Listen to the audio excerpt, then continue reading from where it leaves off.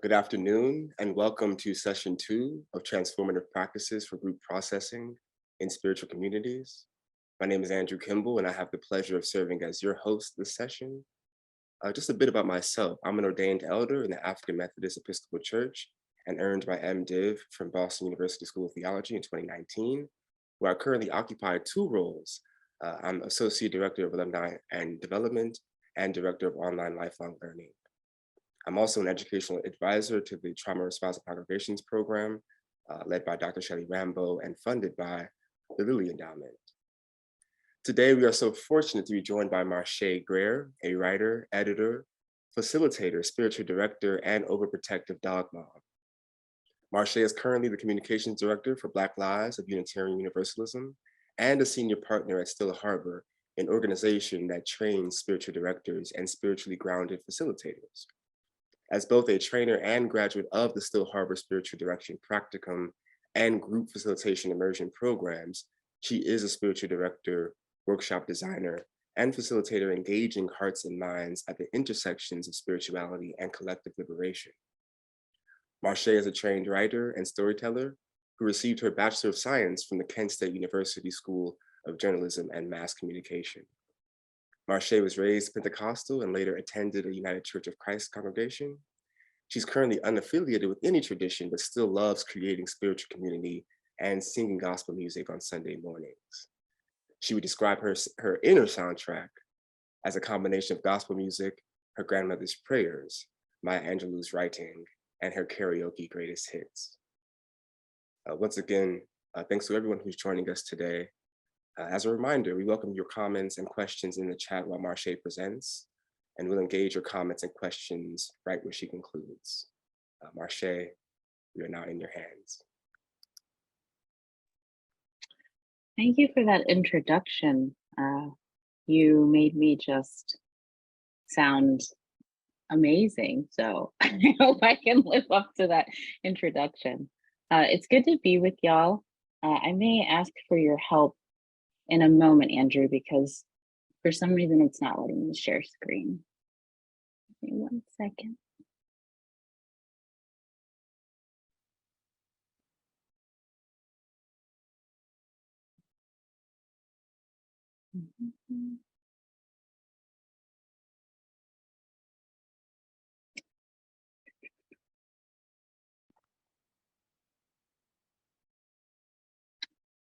You know, these technical difficulties here. Take your time. I'll do my best to read some of the book titles behind you.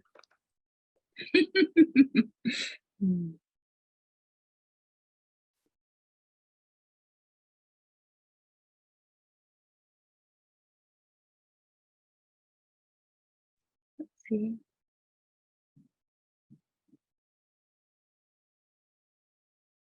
Okay. Well, I almost shared all of my text messages, but at least we got, the presentation going. All right, thank you for your patience, everybody. It is so good to be with you today. And for any nerves that I had, I feel like that got them all out because there's nothing like technical difficulties to get you started.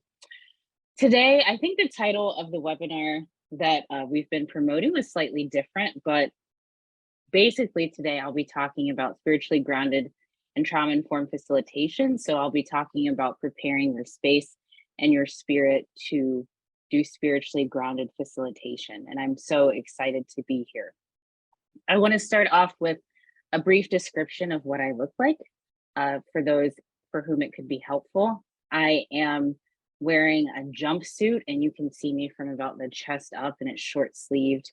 I'm wearing a necklace. I'm a Black, non-binary, femme presenting person who has short curly hair. If I do say so myself, I'm having an excellent hair day. And I'm wearing lip gloss and eyeliner, and I'm smiling pretty big, a lot bigger than when we first started, and I could not figure out how to share my screen. So just wanted to share that description. So for folks for whom it's helpful to kind of have a map of where we're going, I just wanted to share a little bit about how I'll be splitting our time together. The first part of what I'll be talking about is primarily what facilitation is and how it can be trauma informed. I often share that I'm a facilitator, and I get that look, especially from my family, like, we're proud of you, but what is that actually? And so, uh, although I'm assuming if you are here, you have an interest in facilitation, I just wanted to provide a few words about what facilitation means to me so that we are kind of on the same page. And then I wanted to share some thoughts about how it could be especially trauma informed. The second part of the presentation, I'll talk a little bit more about what it means to be a spiritually grounded facilitator. Basically, my thinking there is that you can do everything perfectly perfectly, and I say that with air quotes. You can do everything perfectly to set up a trauma informed space, but if you are not doing your work kind of behind, behind the scenes, taking care of yourself, sometimes that will show up when you facilitate. So I would like to provide just some framing, some tools that have been helpful for me so that not only do I know how to set up a space, but I know kind of how to tend to myself, do some self-care so that I'm not activated or I'm not holding the space in a way that doesn't uphold the integrity that I intended to. And Andrew gave a really lovely, lovely introduction of me. So I just wanted to kind of uplift some things about myself. I think it's really important whether somebody's teaching or facilitating or presenting, you're just like, who is this person? What does their experience in the world look like? Just who are they outside of this webinar and what experiences do they bring? Some things to share about myself. I use they or she pronouns. You can also just refer to me as Marche because I think I have like a pretty wonderful name. So you can, if you're unsure about the pronouns, you can just refer to me as Marche. Some things that I hold with great pride and dignity are my Blackness, my gender queerness, my queerness as it relates to relationship style, my polyamorous orientation and loving many people in really different and beautiful ways. I'm a really anxious person, so if you hear my voice break, it's probably just my anxiety showing up a little bit. And I really like to name that because I think that presenters try their best to kind of shield what's happening for them. And I just want to be honest that if you have aspirations to be a presenter and you're anxious, you better show up as your whole self because you can do it. I'm doing it right now. And also, as Andrew named, I'm a spiritual person, but not right now. I'm currently unaffiliated. So for folks for whom that's important to note, I know a lot of folks on here maybe have a spiritual orientation to facilitation work. I do as well, and also I'm not showing up in relationship to a particular tradition. Hey, Marche, may I just quickly say that we're currently looking at a background with no text. Should we Oh, use you can't. slides? Yeah, Mhm. that's so interesting. I'm showing slides. Okay. Well, I'm glad that I'm reading verbatim the words on the slides because I didn't know you couldn't see it. Let's try this again.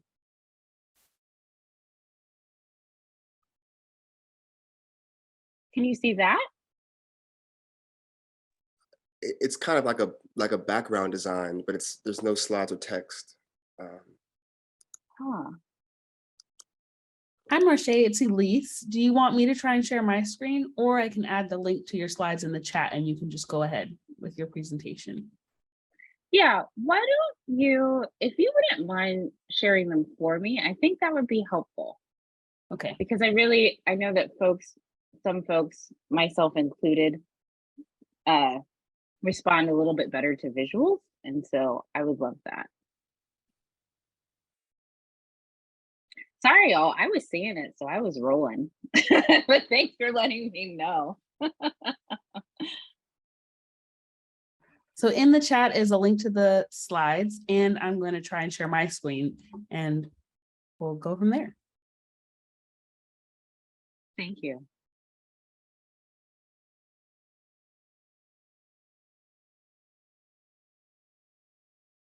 Okay, you can go to the next slide. And it looks Thank you. beautiful. Thank you. Thank you. uh, so let's pick up from here. Again, just so you know who's kind of in the room with you, who's presenting. I come to this space with a Christian formation. I grew up Church of God in Christ, Pentecostal, went to a United Church of Christ church for a while, and currently I identify as a seeker and a deeply spiritual person who is not practicing a specific tradition, but who is in community with and honoring the traditions of many with whom I share space. I am in the lineage of folks who, fight for justice, people powered justice movements. I'll give some examples of what I mean by this later, and I'll explain why sharing your lineage matters. And I also come to this work honoring, taking inspiration from being in conversation with Black creatives, and writers. And so that's kind of what I'm bringing to the table today. So let's get into it. Please take the next slide, please.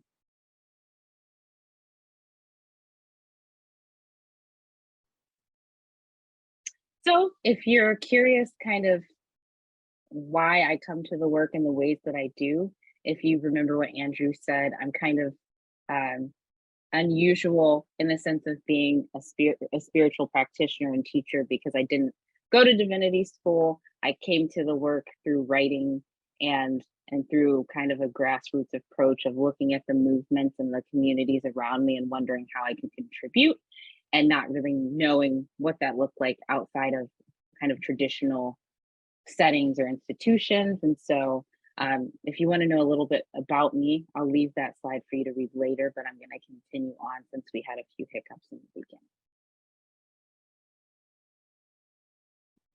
So let's start with a definition of facilitation. You go into a room, whether it's virtual or there's a meeting space and you're in person, you're wearing your mask, of course, in this hypothetical situation. But so someone's standing at the front of the room, someone's sitting in the front of the room, somebody's holding the microphone, somebody is, the person who is in charge, and they're introduced as the facilitator. So what does that mean? I define facilitation as making space and creating containers that support people being as present and empowered as possible for conversations, work, or community processes. I know that is, that's a mouthful. So let's go into each piece of the definition and kind of break apart what that means piece by piece. Next slide, please.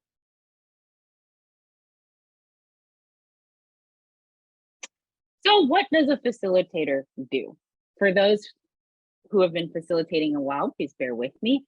I just want to make sure that we're all on the same page. A facilitator makes space. So oftentimes people come and they invite a facilitator to come into the space because they need someone to kind of set the tone and temperature of whatever is happening. It could be that there is a group that is connecting or meeting for the first time.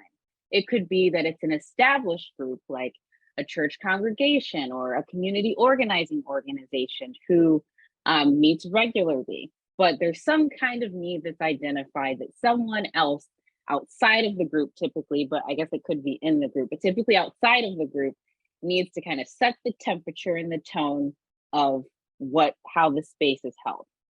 So that's what a facilitator does.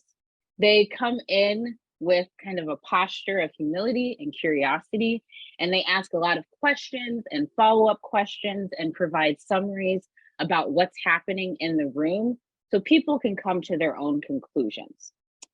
A facilitator also has a really key role in slowing down moments that would otherwise be rushed through. So one thing I really love about facilitating is that there's a lot of meaning making. So there might be a moment in a meeting that otherwise would be kind of checklist, next thing, checklist, next thing.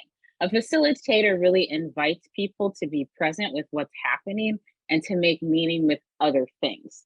So not necessarily trying to teach to a certain end. And I have a slide about that later, not really teaching, but really just inviting people to notice. So where there might be conflict or celebration or curiosity, a facilitator really says, hey, let's take notice of this. Let's engage this moment together. A facilitator creates containers. And so by that, I mean that, we're all going through life day to day. We wake up, we have our routines, we have our work routines, we maybe are on our cell phones watching our favorite shows. We really kind of get into it. And a facilitator is like, hey, if we're going to share space together and have a common kind of experience together, then we need some kind of ways to connect, some ways to bring everybody to the table. And so in doing that, a facilitator typically sets some kind of guidelines, community norms for being in the space so that there is equity in the space. So everybody knows how they're showing up and what they're really consenting to. A facilitator often designs activities and games and prompts that create equity and engaging a topic or conversation. Absence of facilitated conversations, a lot of spaces, especially where there are power imbalances, end up being like people talking maybe at people or talking and responding. And that's, again, why a facilitator is introduced into the space, so they can really take the temperature down, slow things down, and invite people to engage moment to moment. And one of the things that I really love about facilitating is that it's a way to empower folks and help people be present. I think I was just on a trip with my spouse, and we were listening to an audiobook about the attention economy and how distracted we are and how people are like paying to get our attention. And so a facilitator really invites engagement in ways that notice what people need in this moment beyond transaction. It really is a way to tell people that you notice them and you care about what they need. Some of the ways that I do that when I facilitate, I create time for check-ins and small groups so that people can bring their real lives into the room. I create lots of time for breaks and self-care. And I also take in and respond to feedback. And that's something that it's especially helpful sometimes to have a third party do when you're a group and you're really trying to work through things. Next slide, please. So just really quick, teaching and facilitation are not the same thing.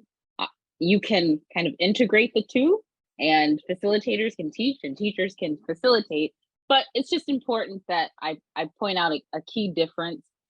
Typically, when you're teaching something, you're teaching a skill or a concept or approach, and the hope is that people will, after they've learned the concept, they'll be able to apply the concept or in some kind of specific way. And facilitation, oftentimes, your goal is the spirit of the connection, the experience, and you don't necessarily design with an outcome in mind. You design a space with an intention in mind. So you may think, instead of people will learn XYZ, you may leave like people will hopefully feel as if, people will hopefully connect in the ways that. And so I just want to point out that difference, because it can be helpful when you're having these kinds of conversations to really understand that if you're facilitating, it's not a lot of lecture and it's not a lot of one-way interaction. Next slide, please.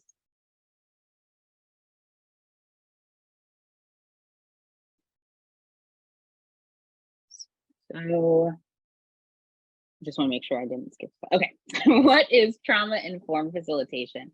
Elise, thank you so much for getting us through these slides with my technical difficulties. So what is trauma-informed facilitation? I would say that trauma-informed facilitation is making space and containers that prioritize the needs of folks who have experienced or who are experiencing harm or ruptures in their lives or community. So I want to just key in on the word prioritize. I think for me, and again, this is open to interpretation, this is just my interpretation, A trauma-informed facilitator is going to focus the design of their facilitated space on prioritizing the needs of folks who have experienced trauma. Without getting into too many clinical definitions of trauma, people frame trauma as harm, ruptures, disconnection. And so a trauma-informed facilitator is really saying the needs of these folks is going to be one of, or if maybe your only priority. Next slide, please. So why do spiritual communities, since this is a webinar for the Chaplaincy Innovation Lab, I assumed there would be a lot of folks, here who are doing work or in community with spiritual communities. And so the question becomes, why do spiritual communities need trauma-informed facilitation? One reason I would say is an embodiment of values. To me, it's really, really important. I'm a writer, so I'm not trying to de-emphasize the importance of articulating your values, because if I didn't believe in that, I probably would have a completely different career path. However, there has to be a moment where the articulation meets experience. And so people can read or hear you say that you're anti-racist, that you are pro-Black, that you care about disabled people, that you believe in rights for queer and trans people, et cetera, et cetera. People can see your Black Lives Matter flags, et cetera. But there becomes a moment where there has to be a movement from the articulation to the lived experience, the embodiment. So trauma-informed facilitation, creating a trauma-informed space, lets people know that you actually are willing to commit to the values that you articulate. Creating loving, accountable environments lets people know you are who you say you are. And facilitating can move interactions from transactional to relational. So if somebody, especially is new to a community space, to a spiritual community space, and they're not exactly sure how they relate to you outside of, like, they've maybe been invited to come and check you out or to learn about you. A facilitated space really zooms out and says, how can we include as many people as possible, and how can we do that in a loving way? Facilitation, I think, in a world where people are more lonely and disengaged and isolated than ever, I think facilitation is very caring. I think I'm also a spiritual director, so there's something very sacred, I think, in being noticed. And if you're a good facilitator, you don't necessarily engage every person the same way, but you honor that there is something deeply important to being noticed, and you design the space so that everyone can feel noticed in the ways that they need to. And so that can mean everything from diversifying the ways that people are engaged so that people feel that their needs are met. Some people like big groups, some people like small groups, some people like to learn in specific ways. So it can be diversifying the ways that you communicate. It could be providing time for self-reflection so that people can notice themselves. But facilitation is a way to show people that they are witnessed, and being witnessed right now is deeply critical in the world that we're in. And spiritual communities need trauma-informed facilitation because it shifts power dynamics. You go into a space, and often if the facilitator, hopefully I would suggest the facilitator is not someone who's normally in charge. A facilitator is often best suited to do their work when they can come in and treat everybody as a participant, and there can be some kind of equity in the room. Of course, not negating or erasing power dynamics, but to allow people to engage in a more equal plane than maybe usual. I'll take the next slide, please.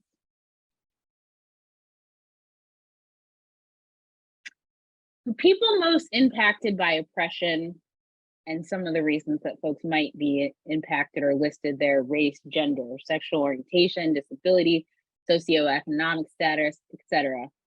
So people most impacted by oppression are experiencing ongoing compounded traumas. That's just the truth of it. If you are a person who is impacted by oppression, you are probably experiencing not just like an acute trauma, not something that happens one time, but you're experiencing probably a more complex trauma, something that's happening for the impact of something that's been happening for a long period of time, because you're basically experiencing trauma after trauma, rupture after rupture, harm after harm. So one of the ways that I like to be very clear that my spaces that I teach in or facilitate in are trauma informed is I'm very clear in all of the language that all of the community agreements, language that I give, that we are going to center the needs of people who are most impacted by oppression and who are most impacted by white supremacy, because that creates inherently a trauma-informed environment. Because if people who are marginalized, who are systemically oppressed are in the space and they're experiencing trauma after trauma, there needs to be some kind of acknowledgement that folks are going to need the space designed in a different way because of that ongoing trauma. So there's an invitation there to really, I think many people here are probably in different contexts, but to think about how you can center the needs of people who are most impacted by oppression in the work that you do, which will inherently make your space more trauma informed. Next slide, please. So the question becomes, how do I create a trauma-informed environment for people most impacted by oppression? And following up on what I just said. One way you do that is to honor the cultural, political, social moment with programming and content decisions. A lot of times, and trust me, as a facilitator, I get it. You do the work. You got your little sticky notes and you got your cute markers and you're like, I have the best thing planned. And you go in so excited to work with people in a really specific way that you have in mind. And then something happens. I won't go into listing triggering events in the world, but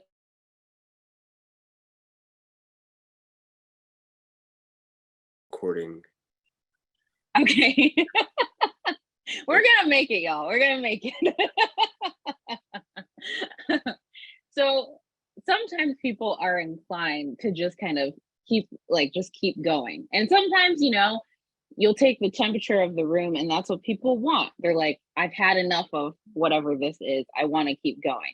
However, there are often times where it's harmful for you to pretend like whatever is happening in the world is not happening, and instead like stick to whatever you have planned. So you have to be prepared to change your content and create more breaks or quiet time, more snack time, maybe time to just get angry together, get angry alone. You have to be prepared to shift whatever you have in mind depending on what's happening in the world. I like to give people subtle ways that they can opt out of conversations that might be especially triggering. And that can be whether something happened in the world that was hard, or that could be because I know I'm about to engage a topic that might disproportionately impact some people and not impact others as much. So I often invite students, if I'm more having a facilitated conversation, not teaching, but facilitating, I will offer a content warning and I'll give people a moment to pop off the call, and I'll say, we'll probably be done around this time. And you can pop back on if you would like to. You can email me about how that felt, about what you missed. You can follow up with a buddy in class. But if you actually don't feel like you can handle this conversation right now, you don't have to be here. And sometimes people just need that permission, whether it's a really hard day or a really hard topic, they need that permission to just kind of tap out. Because tapping out doesn't necessarily mean people are like not invested or disengaged. Sometimes it just means that people are having some kind of trauma response, and you have to acknowledge that.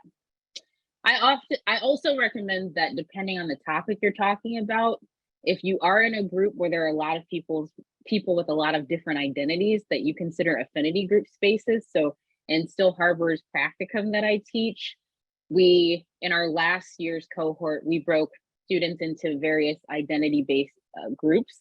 There was a white accountability group. It was just white students who wanted to talk through kind of the subject matter from a place of being accountable to disentangling themselves and being accountable to whiteness. There was a people of color group, and there was also a queer and trans group. And so that gave people to really dig into conversations without having to kind of do that thing where you're always like, oh no, the person that's not in insert whatever group is going to say something that's trash, and then I'm going to have to. So it gives you that space to not have to deal with that. Next slide, please.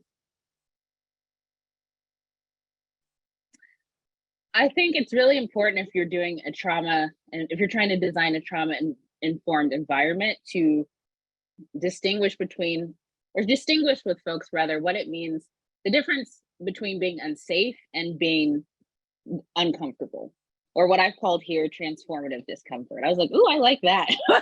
That's a good one. So discomfort can generate similar feelings as trauma triggers. So sometimes people conflate the two. So they're like, oh no, I'm uncomfortable. That means that, let's say I'm the person facilitating, that means that Marche harmed me because I'm having a hard time with this matter.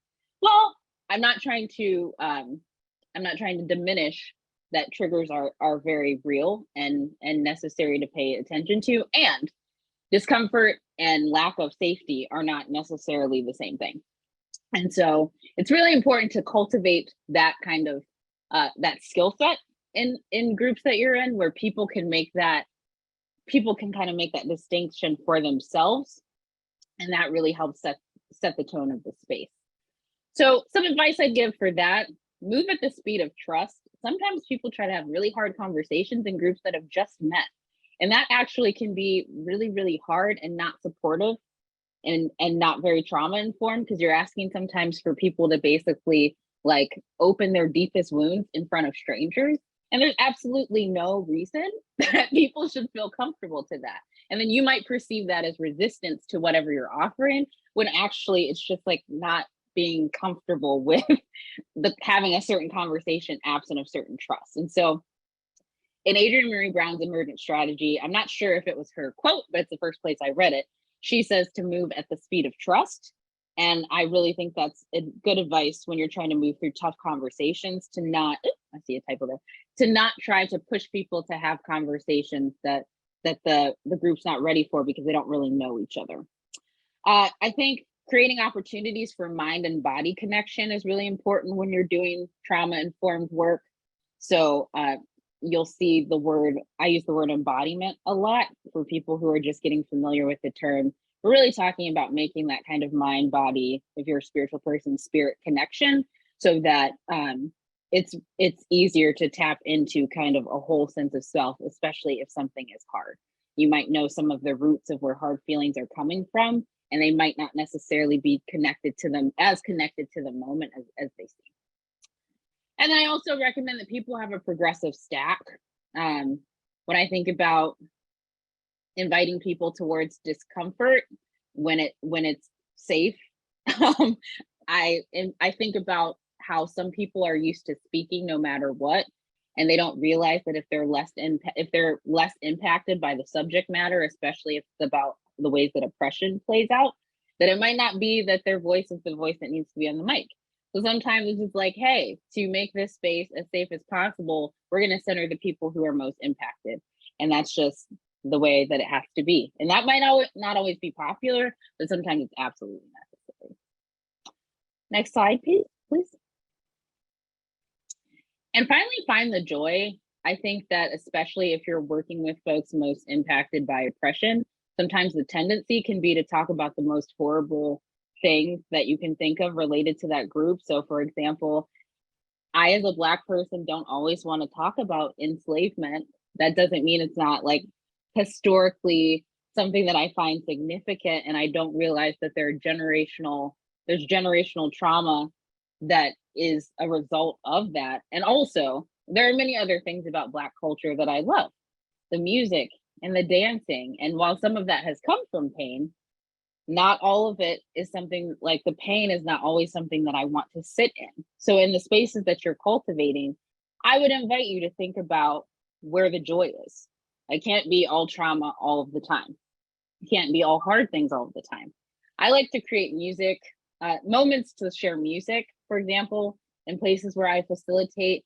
I create shared playlists in a lot of the classes that I teach, and that helps people connect with me beyond like things that are hard. It's just, people can connect over music, and that kind of eases the environment. And also sharing the stage really helps. People don't always want to hear from you. That, especially if it's a group that meets all the time and you always facilitate, share the mic, share the stage. That can really energize participants because they want to hear from each other just as much, if not more, than they want to hear from you. Next slide, please. So the last thing that I want to say before we go to our Q&A is to do trauma-informed facilitation well, you must be a spiritually grounded facilitator. I put a little star by spiritually because I feel like if you're not a spiritual person but still on this webinar, I want you to know that to do trauma-informed facilitation well, you need to be grounded in something. And so if the word spiritual doesn't resonate, then just note that I think this still applies. Basically, to hold everything that comes up for people in really difficult moments, in spaces where people might project things onto you. People may come in having a hard day or a hard time, and it has nothing to do with you. It's really important for you to root in your own care, your own groundedness, your own community, so that you don't have an inappropriate response.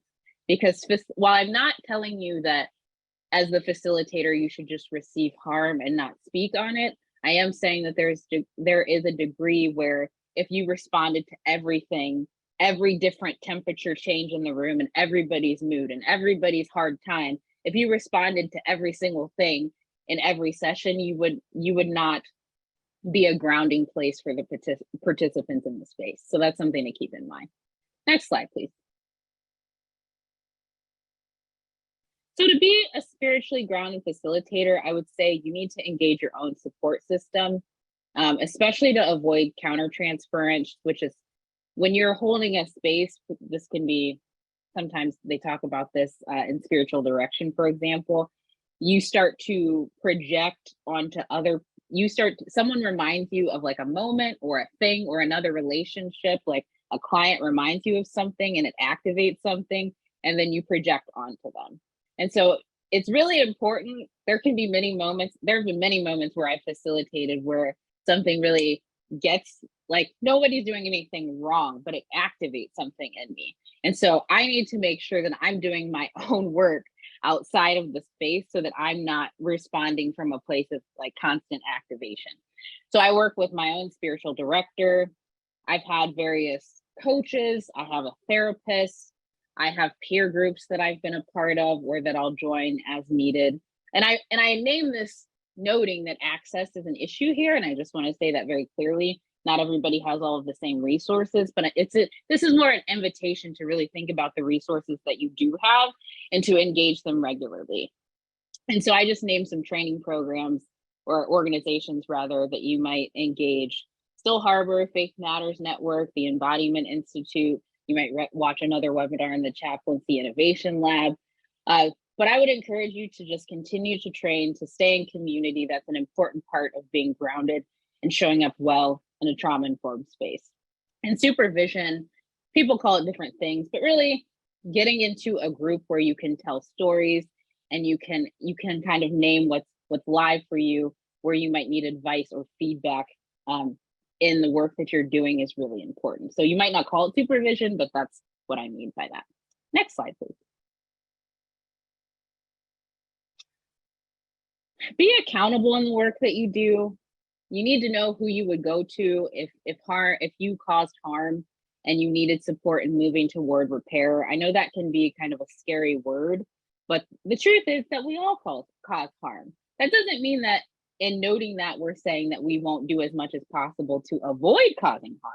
But the reality is that we all cause harm. And so you need to have a group that is not, the group you're facilitating does not need to hold your feelings if you cause harm. You need to take that somewhere else so that you can process those feelings and then come back accountable. And you need to ask yourself what systems are in place to hold both you and everyone else in a facilitated environment accountable. So there might be a chaplain in your organization, in your community that you talk to. Next slide, please. I'll give examples of community agreements and pod mapping. I linked this image to an explanation of pod mapping. I'm not going to get too much into this, but pod mapping, and this post is by Mia Mingus, wonderful disability justice writer, activist. But pod mapping, in short, you want to name the people who you're in deep, close relationship with. So it's not just about sharing material resources, but also emotional resources. When you need to go to a group of people for support, emotional, material, you cause harm, they cause harm. Who are you in relationship with that can really hold you in those moments? That's really the question we're talking about there. I won't go too far into like transformative justice and what and kind of the purposes of pod mapping, but I would encourage you to, whether you use this graphic or not, engage a community for accountability purposes. Next slide, please. I'm not going to read this, but this is an example. Again, it's linked in the slides, and the alt text is there for folks who need it. Community agreements are something that can also support accountability. Basically, you want to note what you're committed to in this space so that if somebody operates outside of that, if everyone has consented to these agreements, then the community has something that they can hold them accountable to. Absent of community agreements, then it kind of becomes a hypothetical abstract conversation with what people think accountability is versus holding a standard of accountability and then responding to that, which is important. Next slide, please. And finally, it's really important to honor your lineages. When you show up in a space, being a spiritually grounded facilitator, I think, means just naming like how you study, who your teachers are, who you're in constant relationship with and to. I know this is also a common practice that J.T. Perry names in some of those trainings that she does, but really being grounded means being grounded in something. Or else you'll just be out here giving vibes. So I think on the next slide, Elise, if you go to that, I named some of my lineages. Again, the Christian tradition, movements that are important to me, Black creatives and writers. So I can be in conversation with these, with folks who belong to these movements, with the work of folks who are ancestors, with what I think my formation holds me accountable to. And then that grounds me when I show up to a facilitated space. Elise, I think that takes us home. The last slide, I think, is just a really nice picture of me. If you want to stay connected, that's how. And if you use anything from these slides that is close to verbatim or is an idea that you got from me, I love sharing information. Please do share, but please credit me if you can. And that's all I have.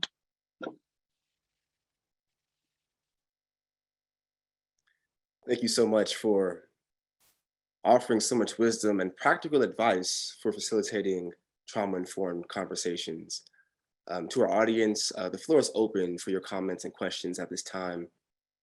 I do have a couple of questions that came to mind during your talk. But first, let me just say thanks again for bringing such a nuanced perspective to how careful we must be in preparing ourselves and arriving with a plan, but remaining amenable and flexible to the group's flow and needs. It's really important for us to remember. One question I have is, do you ever draw upon theological sources or others, such as poetry, literature, or sacred music, to help people reframe their perspective on a difficult or traumatic experience? Absolutely. Absolutely. I think that oftentimes when I'm trying to engage folks about a traumatic experience, I actually try to engage my own voice as little as possible, because I think that can make room for vulnerability, and that can make room for what can maybe feel like a softer landing place if people do engage the works of other folks who are being brought into the room through like their music being played or their literature being, or their work being quoted. Because again, going back to that conversation about power dynamics, a facilitator, as much ease as they want to create in a space, there's still a power dynamic there. And so anything that you can do to introduce other wisdom into the space, excuse me, whether that's your own, or excuse me, that's not your own, whether that is from somebody that you're quoting, music that you're playing, somebody else who's in the space, I think is helpful. Somebody who I've leaned on a lot these days is Cole Arthur Riley, who people may know on social media as Black Liturgies. And she wrote a beautiful book called This Here Flesh that I think is one of the things that we need to hear in this moment. But I think I'm really into right now kind of making theology, trauma-informed conversations accessible. And what I really appreciate about Cole Arthur Riley's approach is that she takes Instagram posts and shares things in a way that's really digestible and allows people, I think, to sit with the work in ways that maybe sharing something that maybe was a little bit more dense wouldn't. So thank you for that question. Yeah, great response. We have one question from Martha Stick. She says, I'd love to hear more about how you react to trauma dumping, not personal sharing or venting about the topic at hand, but the more inappropriate off-topic sharing or gratuitously taking time and space in the meeting. That's an excellent question. I think that, I talk a lot about spaciousness, so I think it makes sense that someone would ask about this because I didn't really provide the other side of it. I think providing time containers for sharing can be helpful. I think if you have a group and you start to notice that I don't want to use the word oversharing because but you start to notice that people are really taking up a lot of space, you can start to offer, I would love to hear from 3 to 4 more people, and we're going to share, we're going to aim to share within like the 5-minute marker. And if you start to go over that marker, then I'm going to, sit in a reminder in the chat. So I think I err away from confrontation and more into course correction. I think, you let that person finish that one time, then you offer a course correction for the whole space.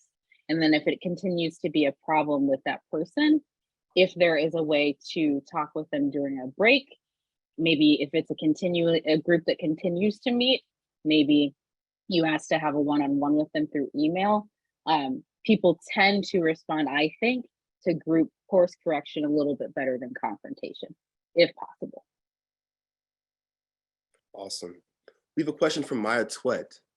She says, I like the idea of centering people with trauma histories, but what do you do about balancing the time that each participant has?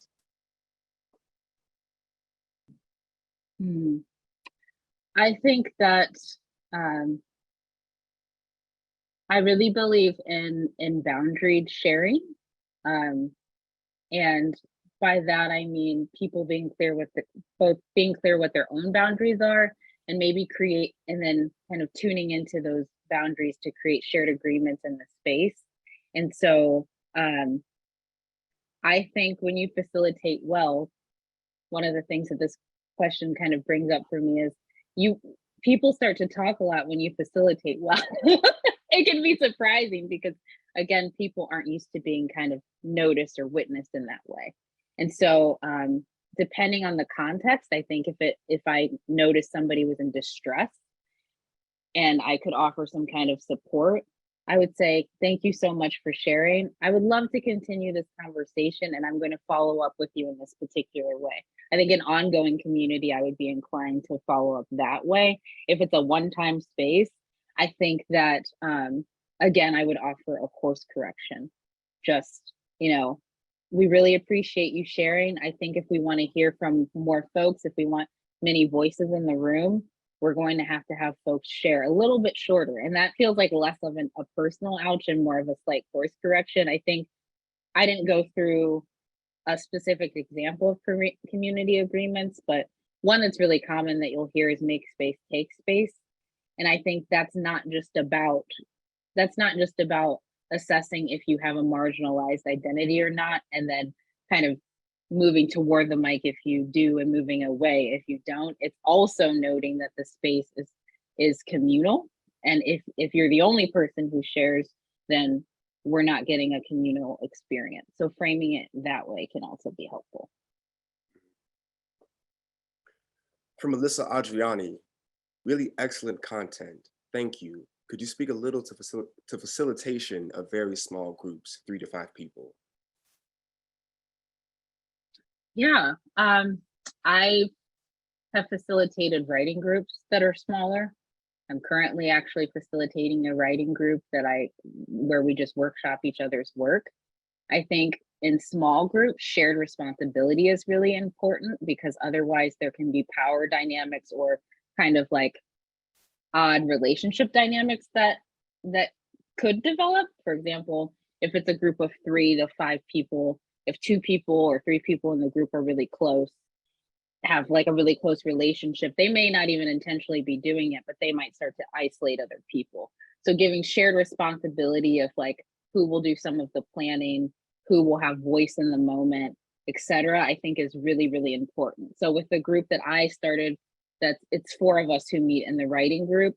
As soon as I set the tone and we got to the place of community agreements, we immediately started rotating facilitators, because every time we rotated facilitators, that shifted the dynamics that exist in the group.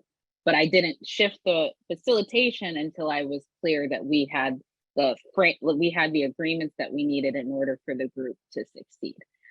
So shifting roles can be a helpful thing to do there. And like if you do small groups, switching up the people who, like if you do breakout rooms, for example, if you're not familiar with breakout rooms, that's just breaking a larger group into a smaller group. Then you want to make sure that people are mixed together so that 2 people or 3 people aren't always talking to each other. That's some great sociological wisdom right there. Another question for you is, can you speak to the difference between solo facilitation and co-facilitation? We just like to do it, by oneself and with a partner. Oh, absolutely. I love co-facilitating, and I would say to a degree, there's more planning. And by that, I just mean for folks who are participating to have kind of a smooth experience, it feels like role clarity is really, really important, down to, and it can kind of get it. I think the more you can get into the weeds, the better. So for as simple as like, who's sharing screen at this point? Who's sending people to break? Who's talking there? Who's leading this part of the activity? Who's leading this part of the activity? And also having conversations aside from I think it's important to get into the weeds detail wise so that it goes smoothly. And it's also important to talk about kind of what your passions or needs or concerns are that might be best served in splitting the work a particular way. My co-instructor for Still Harbor's practicum this year is a white non-binary person who is also queer. And so there are conversations, and this was true last year as well, if there needs to be a conversation with white folks and it centers, and the conversation is about race, sometimes that is a conversation that my co-facilitator would take, because they have maybe some energy and experience around that conversation that I don't have. So I would say get really logistical and get a little bit more zoomed out or meta around what your shared needs are and how you might approach those needs in your facilitation design. I think we have time for 2 more questions. I see India Harris asks, how can facilitators create access-centered group spaces? Oh, that's great. I really appreciate that question. I feel like that is a place where I'm still learning. A couple of things come to mind. I think taking responsibility for skilling up before somebody has an accessibility need is really important, and often something that facilitators don't do. So like in a facilitated space, you may know that the group is meeting in a week, and so you might send out an email and be like, let me know if you have an access need. And then you're like, I really did that. But you haven't done anything to learn about like closed captioning. You haven't done anything to talk about image descriptions and why they matter. You haven't done anything, you haven't invested in equipping yourself to learn about different learning styles and how people who are neurodivergent might have a different need than somebody who is not. And so I think looking at the time, my like one of my main takeaways is like in the ways that people take on like the banner of being anti-racist, and we can go into the helpfulness of that or not, but in the way that people take on that banner and they're like, okay, now I'm going to go read this book and I'm going to go to this march, I'm going to do that. I think that ableism is pervasive in a similar but different way. And so sometimes people do not take on a responsibility to unpack their ableism unless somebody with a disability invites them into a conversation about it. And that's actually not being in solidarity with people who have disabilities. It's putting a disproportionate amount of labor on people to do that learning for you. And so getting active in training and realizing, like when I say skilling up, I don't just mean going to 10 courses about how to facilitate. I mean, if you want to be a good facilitator, access and understanding disability needs and disability justice is part of that work. Thank you so much. I have one more question for you. It's going to be about group processing and how that tends to happen for 60 to 90 minutes at a time.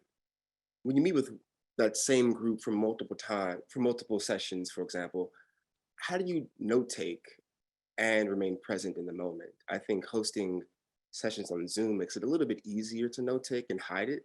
But when you're in the same space, in the same room, being alert is really, really important. So I just wonder how you debrief perhaps after the meetings. Do you sit there and purge and try to record everything you remembered to sort of track the conversations over time, or what do you do? I think one important thing, and this is something I'm grateful that Still Harbor did when I was in classes that I now do it as an instructor, is to engage the plus deltas process. Whether if you were doing in person, you could ask people to vocalize those things to you in the moment, or virtually it works. You can ask people to fill out a Google document later. But group reflections about what happened that day actually sometimes can tell you more than what you would remember by yourself.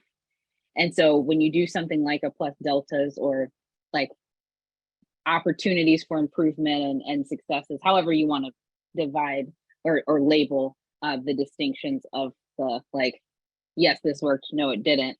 I think not only are you getting feedback from people about what you did as like a reminder and what the takeaways were, you're also getting then feedback about how they experienced it, which I think is beyond,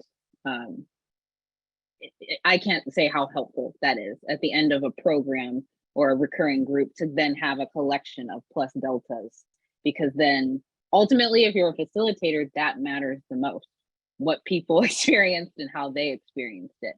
And you can always go back and edit slides or activities, but if it's not in response to feedback, then my question would be kind of, to what end are you trying to remember? Awesome. Thank you so much. I want to end with a wonderful comment from Edward Cardoza. He says, a very useful and meaningful presentation. Thanks so much for sharing the wisdom and fruit of your practice of facilitation. A lot of great practical elements here to integrate. Very, very grateful. That is my sentiment as well. And I want to ask you at this time, if you may perhaps have a benediction for us or a way to close this session.